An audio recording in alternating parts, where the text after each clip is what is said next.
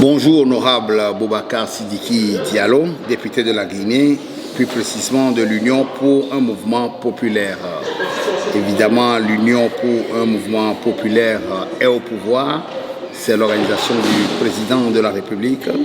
Vous êtes ici aujourd'hui à Bruxelles et pour les Bruxellois, nous rappelons que vous aviez été un des membres fondateurs du FNDC. Aujourd'hui, vous êtes démissionnaire. Pourquoi vous avez démissionné? Merci à vous, merci pour la question. Oui, c'est vrai, je suis membre fondateur du FNDC. Nous avons mis en place le FNDC en Guinée, où j'ai doublement participé d'abord à la création de l'idée, du concept, avec les partis qui étaient les pairs à l'époque, et ensuite du fait que j'avais réuni les anciens membres du Parlement transitoire, le CNT de 2009, avec lesquels aussi nous avons créé une amicale. Et je suis venu à Bruxelles ici, vous avez dû suivre ça, on a mis en place la première coordination du FNDC Bruxelles et on a fait un grand lancement. Mais pour des questions de convenance, j'ai démissionné parce que pour moi, je suis leader politique pour pouvoir exprimer mes opinions. Et si au sein d'une lutte d'opposition, vous êtes privé de votre droit d'expression, ce n'est pas quand les mêmes oppresseurs auront le pouvoir qui vont vous donner le pouvoir de parler, surtout si la parole est une critique. Donc, quand on m'a refusé le droit de parole au sein du FNDC, j'ai démissionné. Et nous avons créé une nouvelle plateforme politique qu'on appelle le CAR, le CAR, le Cercle des acteurs pour la République, au sein de laquelle on a milité. Ensuite, on a été aux élections législatives. J'ai été élu député et j'ai été... Pas sous la bannière du CAR, non? Non, pas sous la bannière du CAR, mais j'ai été le vice-président de la commission des lois. Et ensuite, j'ai été vice-président de l'intercommission parlementaire des pays de l'Afrique subsaharienne en collaboration avec le Parlement guinéen jusqu'au moment du coup d'État. Donc, vous aviez été aux élections avec l'UMP et le CAR est-il devenu un parti muet ou est-il toujours en activité? Non, c'était une coalition politique qui avait été créée à l'occasion et puis après, c'est comme une commission ad hoc. Après la mission, elle disparaît. Mais tous les partis qui étaient membres, 80% se sont retrouvés à l'Assemblée. Et nous y avons travaillé jusqu'au 5 septembre où il y a eu le coup d'État. Aujourd'hui, la majeure partie des partis qui composaient notre alliance soutiennent les nouvelles autorités de Conakry pour la refondation qu'ils sont en train de faire et pour des valeurs qui nous ressemblent, à savoir la réforme générationnelle. Parce que vous venez de parler de la refondation. Comment se porte le paysage politique en Guinée? Nous savons qu'il y a la refondation qui est en cours avec le président Mamadi Doumbouya, mais également ces derniers temps, les organisations de la société civile, les médias se sont insurgés contre les différentes fermetures dont fait l'objet quelques médias dans le pays. La refondation ne peut pas avoir lieu sans qu'il y ait médias. Les médias sont quand même le relais de l'information et de la communication dans le pays. Quelle est votre appréciation aujourd'hui de toutes ces fermetures qui arrivent, toutes ces mesures qui tombent sur les médias, si on parle de refondation, si on parle d'ouvrir démocratiquement le pays? D'abord, il y a des précisions à faire à ce niveau. Vous savez, dans la lutte pour les revendications des droits, aujourd'hui, on est en train de célébrer le Mandela Day. Pourquoi l'humanité, après de tant d'années de décès de Mandela, on continue à le célébrer et à en faire et donner un contenu qui puisse être partagé dans le multiculturalisme?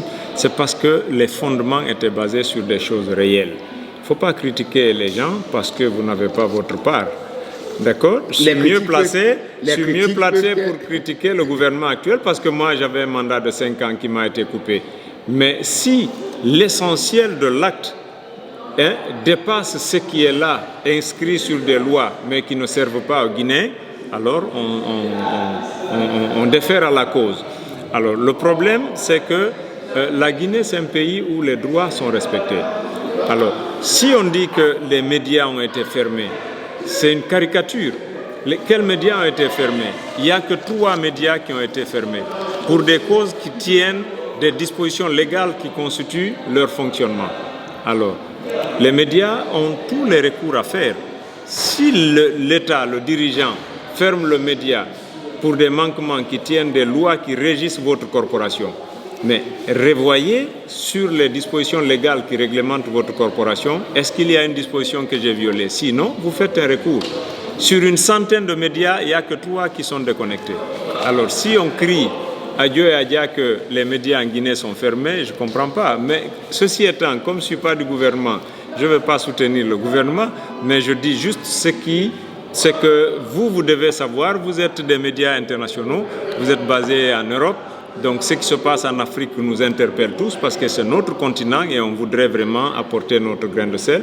Mais il ne faudrait pas que les gens viennent apporter des déformations pour induire les médias crédibles que vous êtes dans des erreurs. Maintenant, oui, mais on parle ici de refondation, donc ça sera le socle des échanges. Lorsqu'on parle de refondation, c'est pour un nouveau départ, c'est pour une Guinée nouvelle. Absolument. Est-ce que le fait que les médias soient impactés par une mesure du gouvernement, bien sûr, vous n'êtes pas le gouvernement, cela ne dénote pas la démarche actuelle du président Mamadi Doumbouya qui parle de refondation et qui veut apporter une nouvelle Guinée depuis l'épisode du 28 septembre qu'on a connu sous le pouvoir d'Addis Camara et consorts. Vous savez, lorsqu'on est dans une situation d'exception, il faudrait que chacun comprenne l'exception dont il s'agit. La première des choses, les états d'exception sont des états fragiles. Et cette fragilité, on ne peut vraiment arriver à bout des réformes que lorsque on a l'absolution, on a la paix. Si on n'a pas la paix, la cohésion sociale, ça ne sert à rien de venir à ça. Imaginez-vous qu'en Guinée, lorsqu'il y a eu le coup d'État le 5 septembre, du point A au point B, tout le monde a soutenu le coup d'État. Pourtant, tout le monde sait qu'un coup d'État n'est pas un mode d'acquisition du pouvoir. Même les leaders politiques les plus émérites ont soutenu le coup d'État. Vous comprenez? Et aujourd'hui, qu'est-ce qui crée aujourd'hui, si les mêmes au bout de quelques mois se retrouvent encore dans une autre opposition face à cette armée qui est venue faire la refondation, mais comprenez, ce n'est plus une question de démocratie. Si c'était une question de démocratie, on n'aurait pas applaudi un coup d'État. Si c'est une question de servir le peuple, on ne va pas combattre quelqu'un que le peuple aujourd'hui soutient. L'armée aujourd'hui a le soutien populaire. Il n'y a que certaines institutions politiques qui ne sont pas d'accord avec elle. Mais c'est parce qu'elles analysent différemment le concept du réel. Les militaires sont venus, ils ont dit on va faire la refondation. Mais le français dit refonder, c'est reprendre la fondation. La fondation, c'est le soubassement. Ils ont été très clairs dès le début. Et tout le monde a dit on vous soutient. Quelques mois après, les politiques ont dit bon, comment on va terminer la transition? Mais une transition et une refondation, c'est différent. Une transition, c'est quand l'ordre constitutionnel est coupé. Et refondation. Et on vient. La refondation, c'est de reprendre la fondation. L'armée a dit on va créer une nouvelle Guinée qui sera exempte de tout le mal qu'il a amené à ce niveau-là. Et ce que les gens oublient, certains leaders politiques font partie justement de ce système qui nous a mis dans ce mal. Alors, ils sont pressés qu'on aille aux élections.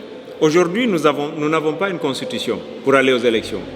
Nous n'avons pas une loi électorale pour aller aux élections. Nous n'avons pas une institution en charge d'organiser les élections. Nous n'avons pas un fichier électoral. Alors dites-moi sur la base de quoi on va aller à une élection. Le dernier fichier qui nous a conduits aux élections législatives et présidentielles, tous les membres du FNDC étaient l'opposition radicale. Ils ont désavoué ce fichier. Ils se sont insurgés, ils ont refusé de participer aux élections législatives. Vous comprenez?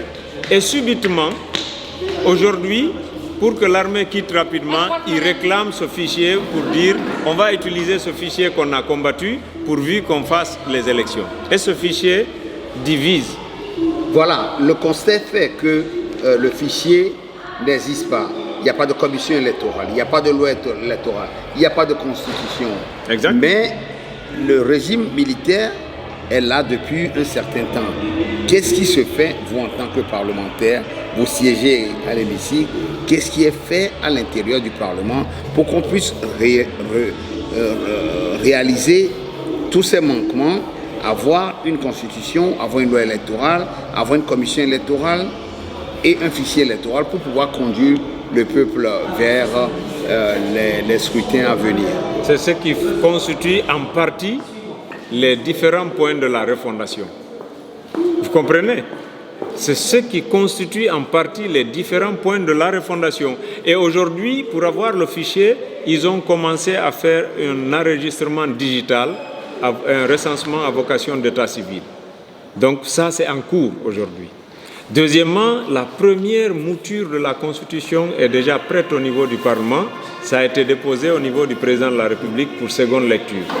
Donc, dans ces éléments qui manquent, c'est après la Constitution qu'on va parler de la loi électorale et de l'institution en charge d'organiser les élections. Donc, ça veut dire qu'aujourd'hui, l'armée est en train d'aller dans une phase de normalisation et de refondation. Ils ont fait le nettoyage de l'armée. Tous ceux qui avaient l'âge de faire prévaloir leur droit à la retraite sont partis. Toutes les forces de défense et de sécurité sont nettoyées.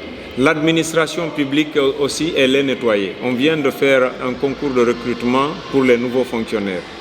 Vous comprenez? Il n'y a qu'au niveau politique où il n'y a pas eu de refondation. Parce qu'aujourd'hui, les vieux politiciens sont ceux qui demandent des élections. Alors, l'État même a demandé à ce qu'il y ait des congrès au niveau des partis. Parce qu'il y a des partis qui ont fait, depuis Mathusalem, ils n'ont pas fait de congrès. Le leader, il est le Dieu tout-puissant, il ne bouge pas. Mais si la démocratie commence où? Dans les familles. Ça vient dans le quartier, ensuite dans la commune, dans la ville, dans la province, dans la région, dans le pays, au niveau de l'État. Maintenant, si aujourd'hui, ces mêmes leaders ne sont pas démocrates dans leur parti, le jour où ils prennent le contrôle de l'État tout entier, qui va oser leur demander de faire 2 mandats? Qui va oser leur dire de limiter le nombre de mandats? Voilà le problème. Donc concrètement, par rapport à toutes ces explications, est-ce que la refondation n'a pas de limite? La refondation va-t-elle se faire dans... Non, Mathusalem? Absolument, elle a une limite. La refondation, l'armée avait accepté de se refonder en 24 mois. Alors, les partis politiques de l'opposition ont demandé, les partis, ils ont demandé à ce que la communauté internationale vienne intervenir. La communauté internationale a envoyé l'ancien président du Bénin comme facilitateur, M. Yahi Boni. Ils ont créé un cadre de dialogue.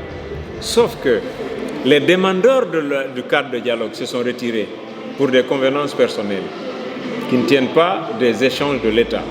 Ensuite, le facilitateur de la communauté internationale est venu promettre d'accompagner financièrement la Guinée pour justement venir à bout des différents points qu'on avait réduits à 10 afin de pouvoir stopper la refondation en fin 2024. Ils sont partis pour ne plus revenir. Donc ça veut dire finalement, est-ce que la refondation va se réaliser se réalisera sans les absents? Mais sans les absents. La vie d'une nation ne peut pas être stoppée par l'absence d'une personne ou d'une institution politique. Okay. L'État continuera à exister. Les institutions politiques qui accepteront de venir concourir, s'asseoir autour de la table, viendront et elles discuteront avec les autres. C'est en Guinée que vous voyez des hommes d'État, ou censés être des hommes d'État, dire on ne s'assoit pas autour de la table avec tel. Mais même en cas de guerre, c'est autour de la table qu'on peut régler la guerre. La Première Guerre mondiale a été signée par l'armistice. Vous comprenez? Toutes les guerres se négocient. Mais nous, en Guinée, on a des politiciens qui sont capables de vous dire « je ne négocie pas avec l'État ». Et la solution, c'est quoi? On dit non, on va descendre dans la rue. Et la descente dans la rue, c'est quoi? C'est une désobéissance civile, c'est descendre les enfants des pauvres. Parmi toutes les victimes des manifestations, vous ne verrez pas l'enfant d'un ministre, ni d'un député, ni d'un haut fonctionnaire de l'État, ni d'un homme d'affaires. Tous les nantis et ceux qui ont le pouvoir, ils protègent leur famille. Maintenant, nous allons parler sous-région. On sait que la Guinée fait partie de l'Afrique de l'Ouest et des 15 États membres de la CEDEAO, la communauté économique des États de l'Afrique de l'Ouest. Nous savons que la CEDEAO a eu à prendre des sanctions contre les États où les coups d'État sont intervenus, le Niger, le Mali, le Burkina Faso et la Guinée. En temps, la CEDEAO est revenue sur ses positions et a revu à la baisse ses sanctions. Aujourd'hui, quelles sont les relations que la Guinée entretient avec la CEDEAO d'une part? Deuxièmement, quelles relations entretient le président Mamadi Doumbouya avec ses frères d'armes du Mali, du Niger et du Burkina Faso, qui sont constitués dans l'état de l'AES?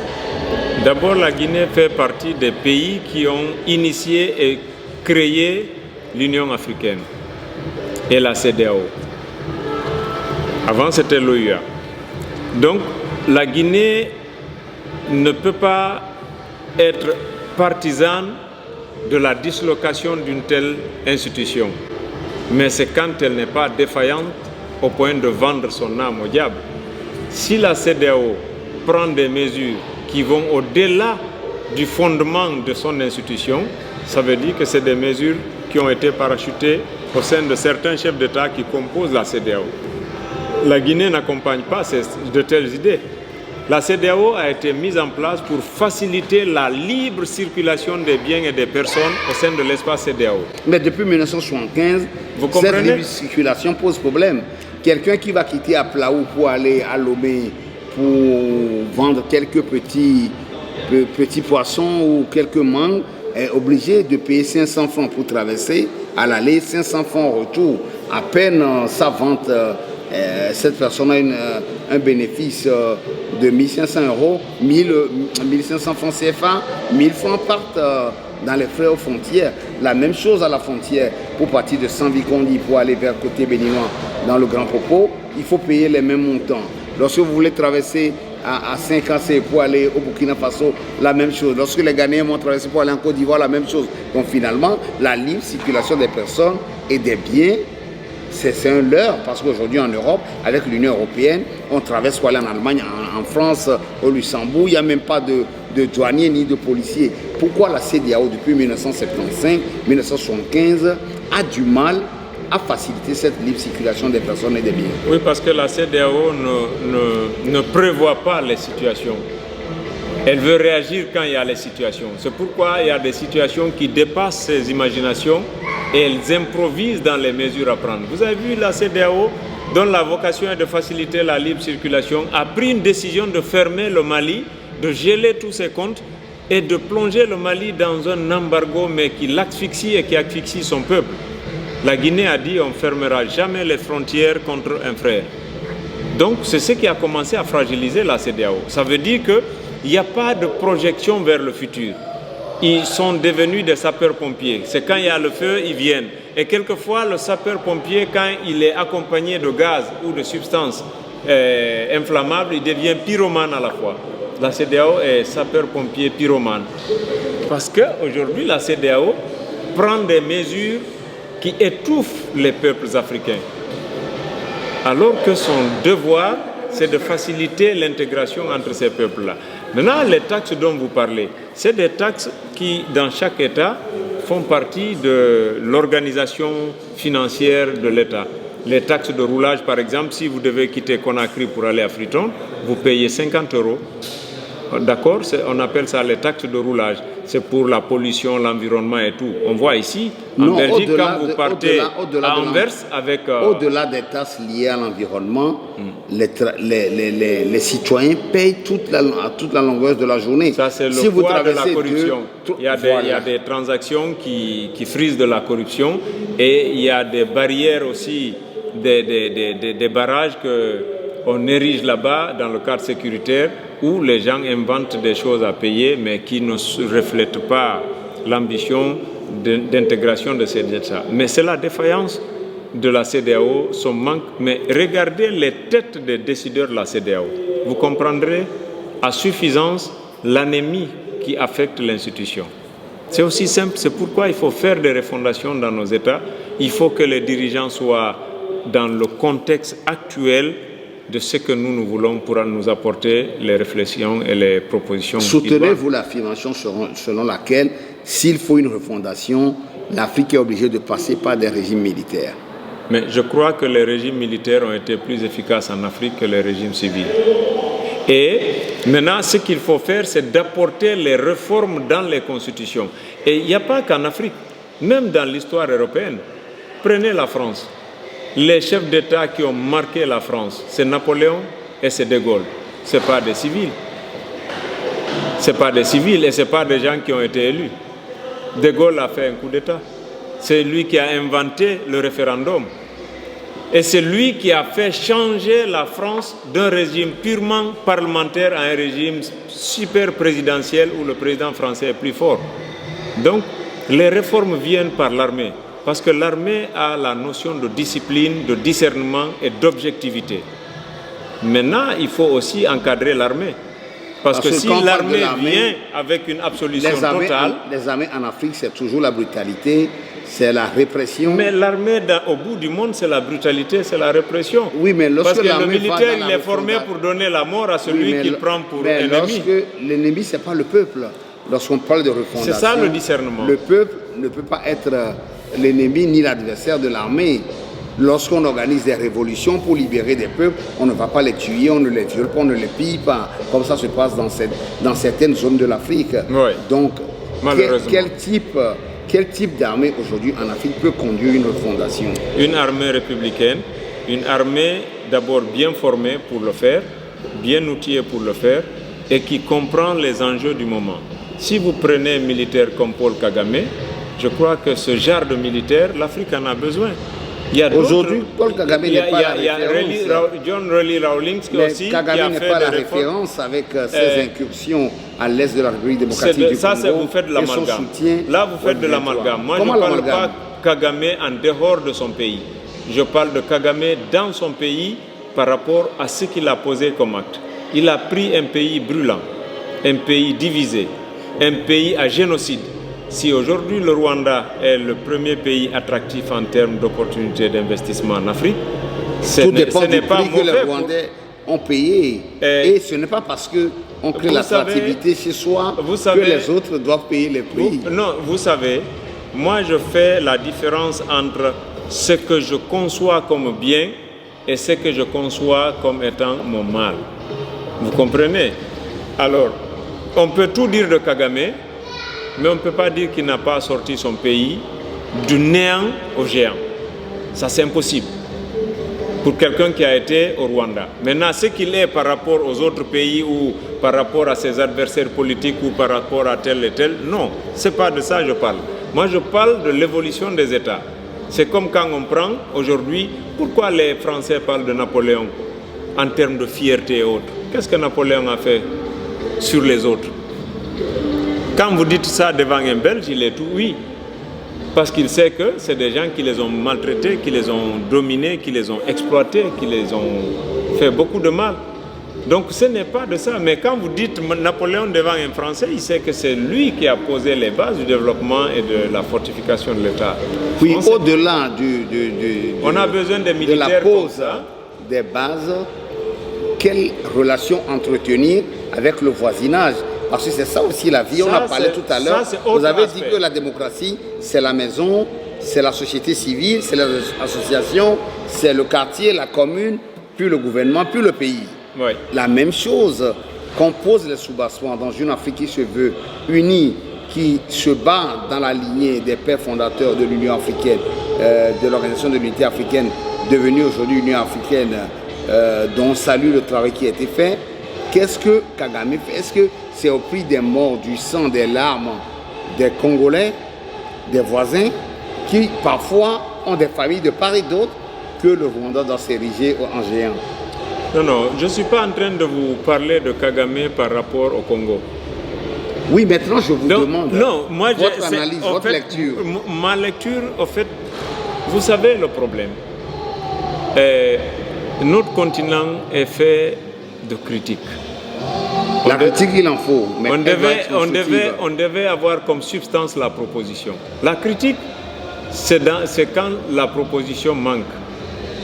Mais pas sinon, pas du tout. Il y a des propositions qui sont faites. Absolument, j'en concède avec vous, mais je vous dis que l'Afrique utilise 99,99% le temps pour critiquer, simplement. Même pas 2% de propositions. Je connais des politiques qui ne sont pas d'accord avec vous, ni même notre rédaction. Non, vous savez, pour le faire, pour être d'accord ou non, voyez l'état de notre continent. Si vous êtes fier, alors c'est que je me suis trompé. Mais si vous estimez qu'on est vraiment en retard et qu'on devait combler ça et qu'on devait être plus grand qu'aujourd'hui, alors acceptez qu'on ne pose pas des actes. On n'est pas dans le réel, on est dans l'immatériel. Il faut être réaliste. Vous savez, la différence entre nous et les États occidentaux, c'est qu'eux, ils ont connu la démocratie au 5e siècle. Mais ils ne l'ont rendu effectif qu'au 20e siècle. Et entre-temps, ils étaient les pires dictateurs, les pires sanguinaires, les pires tyrans, les pires pilleurs, les pires pirates de l'histoire de l'humanité. Vous le savez, on est en Europe ici. L'Europe, aujourd'hui, son développement, c'est dans le sang des autres. Ils ont dépouillé l'Afrique, ils ont pillé l'Afrique. Même entre eux, dans les États voisins ici, ils se sont détruits, ils ont versé du sang. C'est à ce prix qu'ils se sont développés. Alors si nous voulons être réels, on ne va pas, nous qui n'avons même pas connu, vous savez, la démocratie, c'est l'outil des peuples ordonnés. C'est quand il y a l'ordre, maintenant ils se disent, quand l'Europe a fait la tyrannie jusqu'à avoir le niveau, le degré ordonné, ils ont dit maintenant on va se battre pour harmoniser ce qui est ordonné. Créer des droits, des lois, des mécanismes, des facultés et tout. Mais si vous mettez la démocratie dans un peuple désordonné, ça devient du libertinage. Parce que la démocratie en elle-même, dans son excès, c'est du libertinage. Vous avez vu aujourd'hui, la civilisation occidentale, elle est décadente. Ils donnent tellement de valeurs qu'ils renient, ils repoussent même les limites de Dieu. Parce que l'être humain aujourd'hui se sent tellement dans une liberté qu'il pense que non, Dieu avait fait une erreur d'autoriser ça. Non, moi je dis ça ne doit pas l'être parce que, et puis voilà, il renverse toutes les valeurs de la Bible et du Coran. C'est ce qu'il faut éviter dans nos sociétés africaines. Depuis 1996, au sommet de la Baule, quand on a dit aux Africains, vous faites la démocratie, sinon on ne vous donne pas à vivre. Le sommet de la Baule 89, pardon. 89. Avec Mitterrand. Exactement. Ouais. Donc on nous a imposé la démocratie, les élections, l'alternance. Pourquoi? Parce que l'Europe a vu qu'il y a des présidents africains qui se sédentarisaient au pouvoir et que lorsqu'ils coupaient toute coopération avec leurs États, ils ne pouvaient rien faire. L'exemple, la Guinée, 26 ans a fermé les portes à la France. Elle avait besoin de ces ressources de la Guinée. Impossible. Donc il faut pousser les Africains à renouveler leur président. Si celui-là n'est pas d'accord avec notre politique, le prochain, on le parachute, on crée l'instabilité, on l'installe pour qu'il coopère avec nous. C'est ce qui se passe dans notre forme de démocratie. Et la démocratie qui a créé la paix, l'entente, la cohésion, l'harmonie, le développement en Europe est en train de créer le chaos, la désolation, la destruction en Afrique. Justement. Vous comprenez ça? Justement. Donc si on en fait de nos refondations des objets de discussion et de débat de politique à l'européenne, on va fausser encore les refondations. Elles vont devenir aussi des sources d'opposition et de sang. La refondation, ce n'est pas une négociation. Nous arrivons presque... Les gens se calment les nerfs et puis on essaie de travailler. Aujourd'hui, la Guinée, on est en train d'ouvrir des voiries. Ils ont revu tous les contrats miniers dans lesquels la Guinée avait des déperditions énormes. Ils les ont réadaptés au contexte du win-win selon les règles de la compétition normale, avec des bons consultants. Vous comprenez? Donc ce genre de refondation, on ne peut pas dire non, puisqu'il faut faire la démocratie, ils doivent quitter au bout de 2 ans. Non. Donc la refondation veut dire également un élément qu'on n'a pas beaucoup abordé, la place de la population, la place du peuple. Donc qui dit la place du peuple, c'est la redistribution des richesses à tout le monde, c'est permettre aux uns aux autres d'avoir accès aux soins de santé, avoir accès à l'éducation, avoir accès au travail et au logement. Aujourd'hui, pour terminer cet entretien, quelle est la position du gouvernement actuel et le rôle que joue le Parlement guinéen par rapport à ces facteurs? Vous savez, aujourd'hui, dans le cadre de la refondation, les militaires avaient dit on va faire la refondation de Yomo à Boulebine. On va inclure tout le monde, même le parti déchu. 2 jours après le coup d'État, le président a invité toute la classe politique à un débat pour nous expliquer pourquoi ils ont fait le coup d'État et qu'est-ce qu'ils attendaient de nous. Même le parti qui a été renversé était présent et a pris la parole. On sait qu'en Afrique, s'il y a coup d'État, on prend tout le monde, on tue tout le monde. D'ailleurs, le parti au pouvoir n'ose plus parler, il est presque automatiquement dissous. Mais ils ont eu droit de parole. Ce jour, ils ont pris la parole, ils ont parlé. Ils nous ont dit, nous voulons tous ensemble travailler. Faites-nous des mémos pour nous dire comment vous voulez qu'on fasse la transition. Vous savez qu'est-ce que les politiques ont amené comme réaction? C'est de faire des chronogrammes devant conduire l'armée à quitter le pouvoir. Il y en a qui ont dit dans 8 mois, vous devez organiser des élections et partir. Dans 4 mois, dans 3 mois, dans 2 mois, alors dans, je ne sais pas, 12 mois. Alors l'armée a eu 1900 mémos qu'ils ont centralisés, 90% des mémos venus des partis politiques. C'est juste, personne n'a proposé, personne n'a rien dit comment on va faire la transition. Et finalement, qu'est-ce que le gouvernement de refondation a fait pour que le citoyen lambda guinéen puisse manger à sa faim, puisse avoir un logement, puisse mettre son enfant à l'école, puisse jouir il y a des réformes qui sont en train d'être faites. Vous savez, quelques exemples rapidement. D'abord les voiries. Aujourd'hui, dans tout le pays, les voiries sont en chantier et de façon accélérée. Ils ont ouvert beaucoup de villes, de trucs et de communes, d'abord à Conakry et au niveau Donc vous allez vers un national. désenclavement des endroits Absolument. enclavés. Ensuite, ils ont créé une juridiction spéciale contre tous ceux qui ont pris les biens de l'État. Donc cela est extrêmement important parce qu'il ne sert à rien, comme disait Nostradamus, prier les morts, tuer les vivants. Ça ne sert à rien. Donc, tant que vous voulez qu'il y ait une culture de reddition de comptes et de transparence, il faut d'abord donner les premières leçons. Les premiers corrupteurs, il faut les mettre sur la scénette.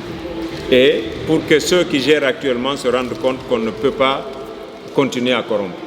Donc, ensuite, ils ont commencé aussi à faire des recrutements.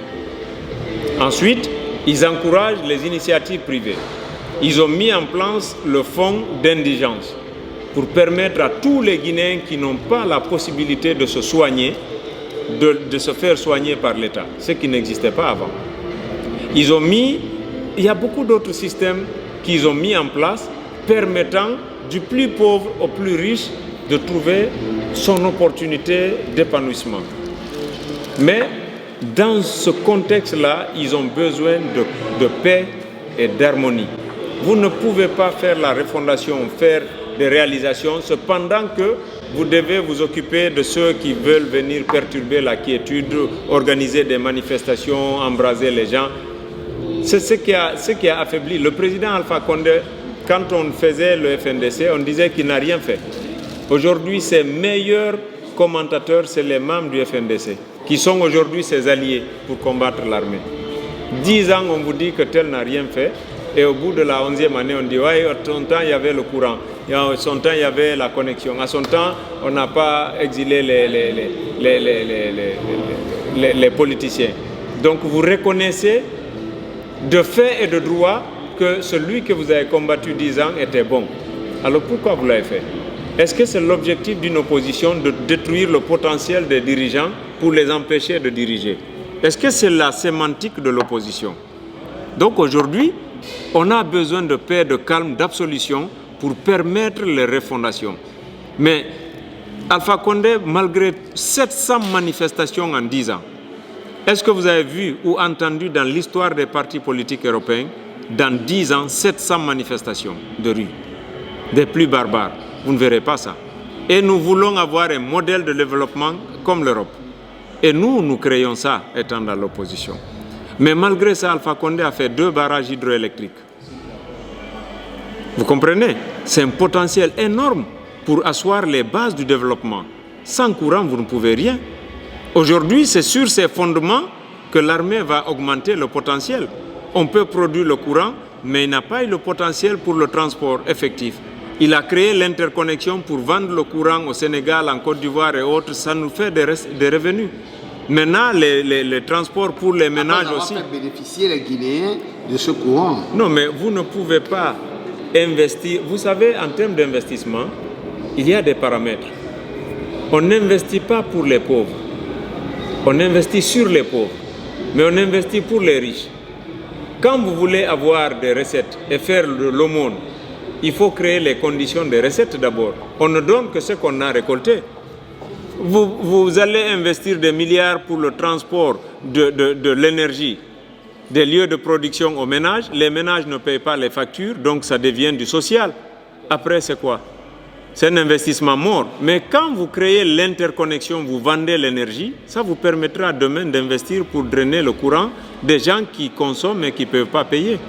Voilà ce qui est en train d'être fait. Maintenant, du concret. Est-ce que le gouvernement guinéen, l'armée, va intégrer les États, l'Alliance des États du Sahel, pour former un bloc avec les autres militaires? Bon, je crois que ça y va de l'intérêt des uns et des autres, avoir l'opportunité d'aller à ça. Vous comprenez? Il y a des questions de chaque pays dont les réalités sont différentes. Il y a des questions de la politique et de la stratégie internationale dont les réalités dans chaque pays diffèrent.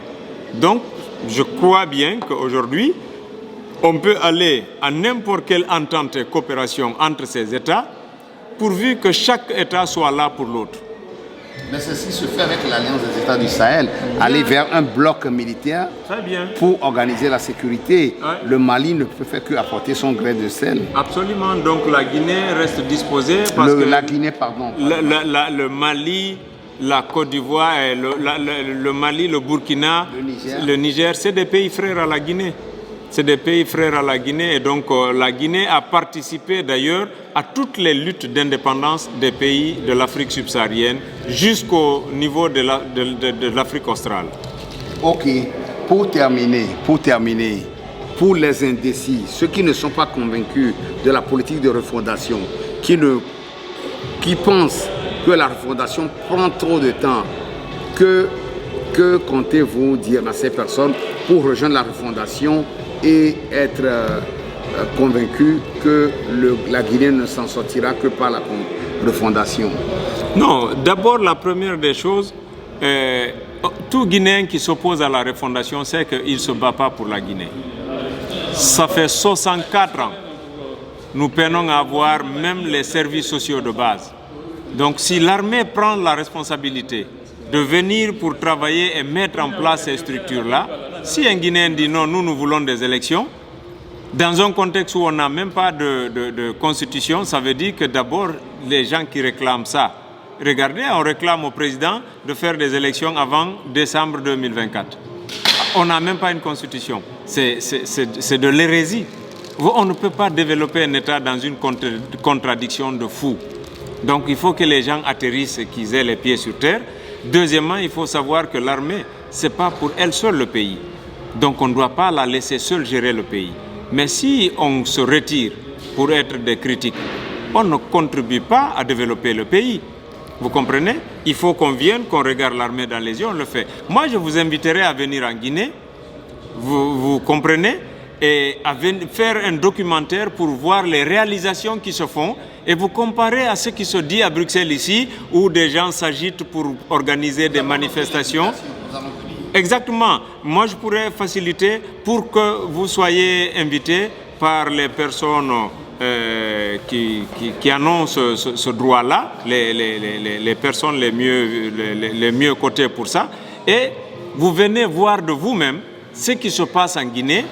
Après, vous revenez à Bruxelles ici, et ensuite vous allez participer peut-être à un autre élan, parce que vous êtes panafricains, vous êtes des Africains aussi.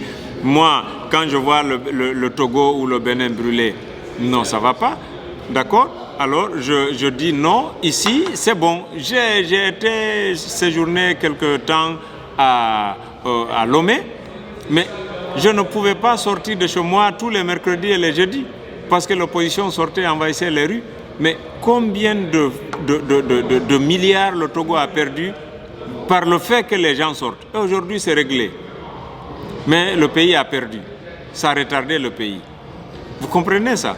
Si on avait eu toutes ces recettes, peut-être qu'on aurait pu poser d'autres actes de développement. Aujourd'hui, on a besoin de calme et de sérénité pour pouvoir travailler. Tous ceux qui veulent travailler, ils n'ont qu'à venir trouver les militaires et poser leurs conditions. Le cadre de dialogue, il est là, il est permanent, il est ouvert.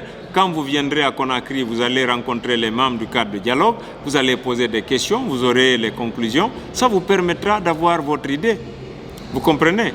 Et c'est ouvert, le pays, il est ouvert. Si vous voulez rencontrer le président, mais l'ambassadeur est là. Il pourra certainement vous donner satisfaction par rapport à tout ça. La Guinée a toujours été un pays où rencontrer un président n'a pas été la croix et la bannière. Tout le monde pouvait voir Sékou Touré, tout le monde pouvait voir Lansana Conté. Alpha Condé qui était le plus fermé, mais il était accessible à la presse africaine. D'accord?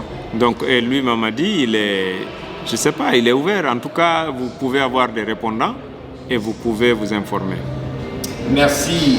Merci à vous. L'honorable Boubacar Sidiki Diallo, merci d'avoir accepté cet entretien. Nous allons continuer par couvrir l'actualité et l'information sur le continent africain, un peu partout, et être l'œil de la diaspora en Occident par rapport au continent et vice-versa. Bon séjour à Bruxelles et à très bientôt. Merci à vous.